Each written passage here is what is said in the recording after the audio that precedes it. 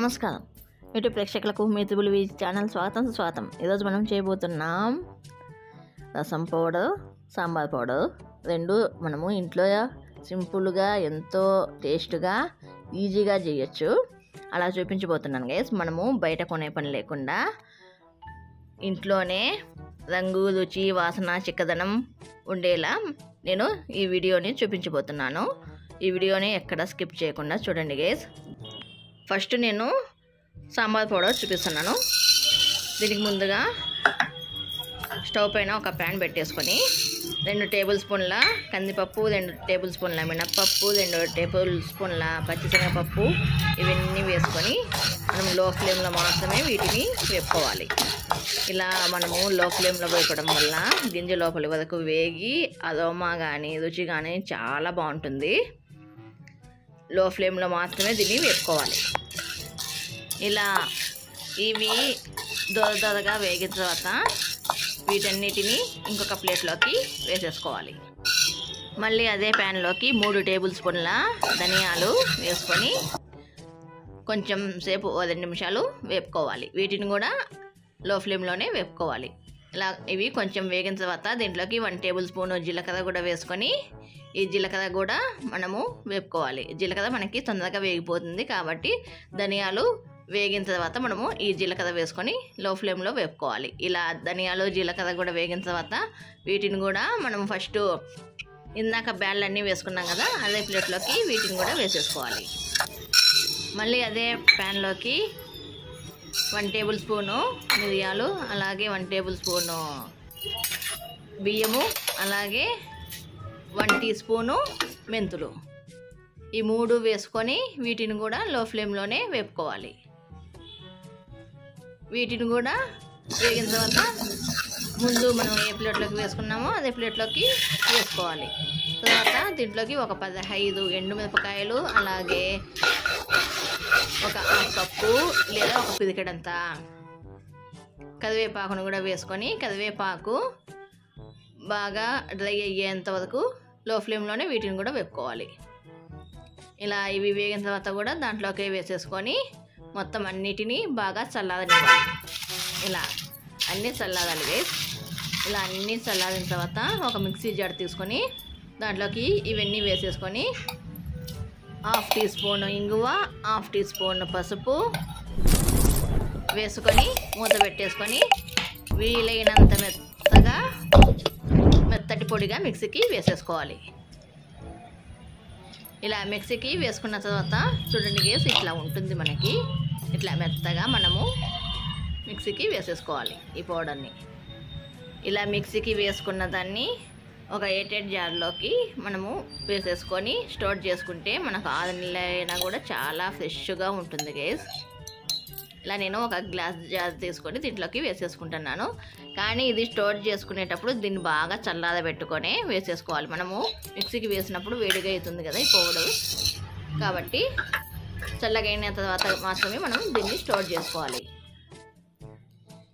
మనకి sambar powder ready అయింది కదా. ఇప్పుడు మనము రసం పౌడర్ దీనికి అదే ప్యాన్లోనే ఒక 1/2 కప్పు ధనియాలు వేసుకొని లో ఫ్లేమ్లో ఇలా దోరగా వేపుకోవాలి. ఇలా ఈ ధనియాలు వేగిన తర్వాత ఒక టేబుల్ స్పూను జీలకర్ర వేసుకొని లో ఫ్లేమ్లో జీలకర్ర వేగేంత వరకు వేపుకోవాలి. మనకు జీలకర్ర వేగడానికి పెద్ద టైం పట్టదు, చాలా తొందరగా వేగిపోతుంది. ఇలా వేగిన తర్వాత వీటిని ఒక ప్లేట్లోకి తీసేసుకోవాలి. తర్వాత ఇదే ప్యాన్లోకి 1.5 టేబుల్ స్పూను కందిపప్పు వేసుకొని ఈ కందిపప్పు దోరగా వేగేంత వరకు లో ఫ్లేమ్లో మాత్రమే ఈ కందిపప్పును వేపుకోవాలి. ఇలా ఈ కందిపప్పు వేగిన తర్వాత అదే ప్లేట్లోకి కందిపప్పు కూడా వేసేసుకొని అదే ప్యాన్లోకి 15 ఎండుమిరపకాయలు వేసుకొని లో ఫ్లేమ్లో 2 నిమిషాలు వేపుకోవాలి. ఇవి ఇలా 2 నిమిషాలు వేసిన తర్వాత దీంట్లోకి మనము ఒక 1/2 కప్పు కరివేపాకు కూడా వేసేసుకొని ఆ కరివేపాకు బాగా రోస్ట్ అయ్యేంత వరకు వేపుకొని వీటిని కూడా అదే ప్లేట్లోకి తీసేసుకోవాలి. ఇప్పుడు చూపిస్తాను చూడండి గైస్. ఈ కరివేపాకు బాగా ఇట్లా తునగాలి మనకి. ఇలా వేగేంత వరకు దీన్ని వేపుకోవాలి. ఇలా వేగిన తర్వాత వీటిని కూడా ముందుగా వేసుకున్న ప్లేట్లోకి వీటిని కూడా వేసేసుకోవాలి. ఇప్పుడు అదే ప్యాన్లోకి 1 టేబుల్ స్పూను మిరియాలు వేసుకోవాలి. ఇవి కొంచెం రోస్ట్ అయిన తర్వాత దీంట్లోకి 1/2 టేబుల్ స్పూను మెంతులు కూడా వేసుకొని లో ఫ్లేమ్లోనే వీటిని కూడా వేసుకోవాలి. ఇలా ఇవి మెంతులు కూడా వేగిన తర్వాత అదే ప్లేట్లోకి ఇవన్నీ కూడా వేసేసుకొని వీటన్నిటిని బాగా చల్లగా చల్లారేంత వరకు వీటిని చల్లారనివ్వాలి. ఇలా ఇవన్నీ చల్లారిన తర్వాత చూడండి గైస్, వీటన్నిటిని ఒక మిక్సీ జార్ తీసుకొని ఆ మిక్సీ జార్లోకి వీటన్నిటిని వేసుకోవాలి. ఇప్పుడు వీటితో పాటు ఒక 1/2 టీ స్పూను పసుపు, అలాగే 1/2 టీ స్పూను ఇంగువ వేసుకొని మెత్తటి పొడిగా మిక్సీకి వేసేసుకోవాలి. ఇలా మెత్తటి పొడిగా మిక్సీకి వేసుకున్న తర్వాత దీంట్లోకి మనము 1/2 కప్పు వెల్లుల్లిపాయలను దీంట్లోకి వేసుకొని మరీ మెత్తగా లేకుండా వీటిని పల్సిచ్చి ఆపి మిక్సీకి వేసుకోవాలి. ఇలా మీకు అర్థం కాకపోతే ఈ సైజు వెల్లుల్లి గడ్డను మొత్తము పాయలుగా చేసుకొని వేసుకోండి, పొట్టుతో సహా. ఇప్పుడు మిక్సీకి వేసుకోవాలి. పల్స్ ఇస్తా మనము మిక్సీకి వేసుకోవాలి. ఇప్పుడు చూపిస్తాను చూడండి గైస్. ఇట్లా మనకి ఈ వెల్లుల్లి అనేది కొంచెం అట్లా కనపడాలి. ఇట్లా మనం వెల్లుల్లి అనేది మెత్తగా కాకుండా ఇట్లా పలకగా వేసుకోవాలి. ఇప్పుడు దీన్ని ఇంకొక గ్లాస్ జార్లోకి సర్వ్ చేసుకుందాం.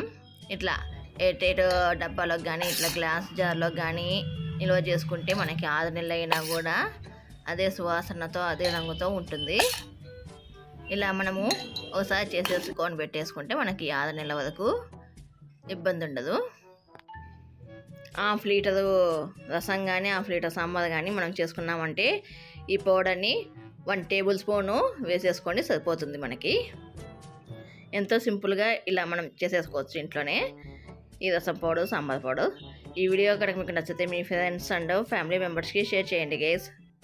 వీటిని నేను మీరు కన్ఫ్యూజ్ కాకుండా ఈజీగా గుర్తుపట్టేట్లుగా కూడా చూపించాను చూడండి గైస్. ఇట్లా వెల్లుల్లి పొట్టు కనిపించేది మనకి రసం పౌడర్, ఇంకొకటి సాంబార్ పౌడర్. ఈ వీడియోకి ఇంత గైస్. ఈ వీడియో కనుక మీకు నచ్చినట్లయితే please like, share, subscribe, comment and గంట అలా పెట్టుకోండి గైస్. ఈ వీడియోకి ఇంత గైస్. బాయ్.